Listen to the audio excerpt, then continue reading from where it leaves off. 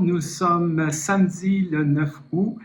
Les travaux du conseil ont recommencé et maintenant, j'ai la grande chance d'être avec Luc. Bonjour.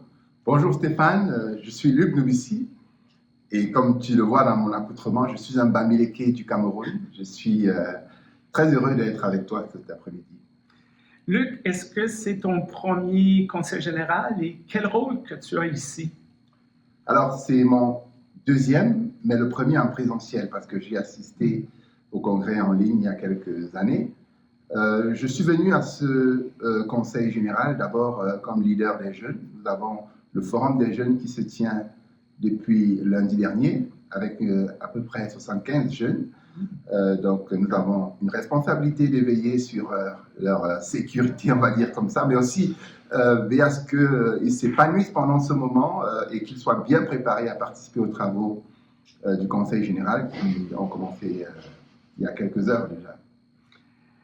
Une des choses qui s'en vient pour toi pour les prochaines années, les 3 prochaines années, c'est que tu as été sélectionné pour être dans ce qu'on appelle dans le jargon l'exécutif national, l'exécutif du Conseil général. Comment tu entrevois ce travail avec l'Église unie? Je dois dire que c'est d'abord un appel. C'est la première chose que je peux dire. Je n'ai pas planifié ça il y a des années, il y a quelques mois encore, je n'y pensais pas. Mais les choses se sont passées avec l'action du Saint-Esprit. Aujourd'hui, je suis davantage à l'école pour comprendre comment la structure de l'Église unie fonctionne, mais également j'apporte dans cette responsabilité une modeste expérience de la table commune anti-racisme à laquelle j'ai participé pendant les derniers mois. Et donc j'ai le sentiment qu'il y a un gros travail à faire dans le sens d'une plus grande justice raciale à laquelle je serai certainement appelé, mais de manière plus large, une justice sociale qui est un peu comme ma vision et celle de l'Église aujourd'hui, un monde où les inégalités, les oppressions, les barrières tombent pour que nous vivions vraiment l'avènement du royaume de Dieu, un monde où nous sommes tous frères et sœurs en Jésus-Christ.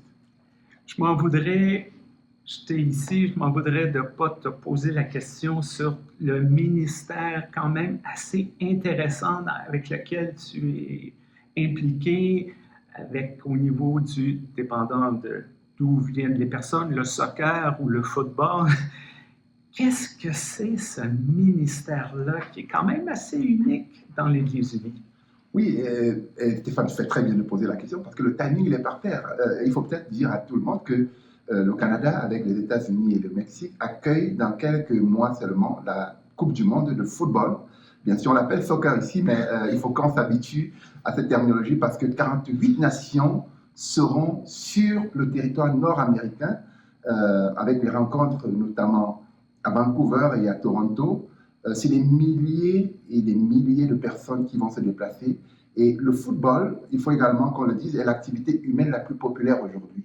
Un match de football va réunir autour des écrans de télé et dans les stades des centaines de millions de personnes. Il est d'ailleurs admis que pendant la Coupe du Monde, près de 3/4 de la population de la planète a, d'une manière ou d'une autre, un regard sur cette compétition.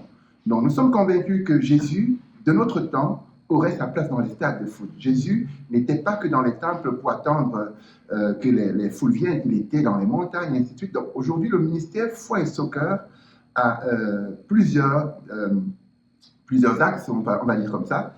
Le premier, en tant qu'immigrant, il faut dire que dans beaucoup de communautés du ministère français, on a réalisé, on a expérimenté le foot comme un élément puissant d'intégration, de socialisation et même d'épanouissement. Le foot aussi, aujourd'hui, quand on parle de Coupe du Monde et des étoiles du football, nous donne un autre discours que les grands titres. On constate, je prends un exemple très saisissant qui va vous parler un peu.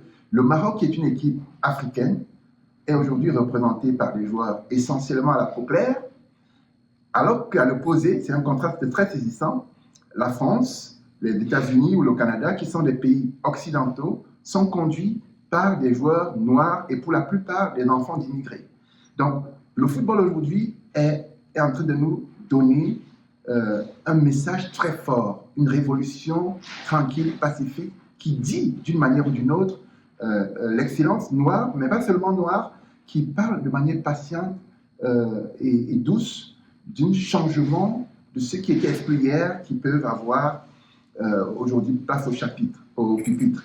Donc, voilà quelques démembrements ici, et dans quelques jours d'ailleurs, on a avec Martin Belrose le colloque des migrations, où j'aurai l'opportunité, le privilège de partager encore une perspective de ce ministère, Foi et Soccer, comme un outil puissant qui aide dans l'immigration, mais également qui nous permet de voir que l'esprit souffle là où il veut, et il souffle également dans les stades.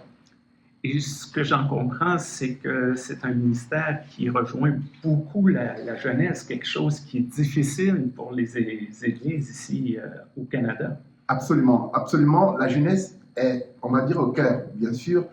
Pas que la jeunesse, mais tu fais bien de pointer cette couche, justement, qui a déserté les temples, qui déserte les temples pour remplir les stades. Donc, ce ministère nous semble être une opportunité importante pour reconquérir cette jeunesse.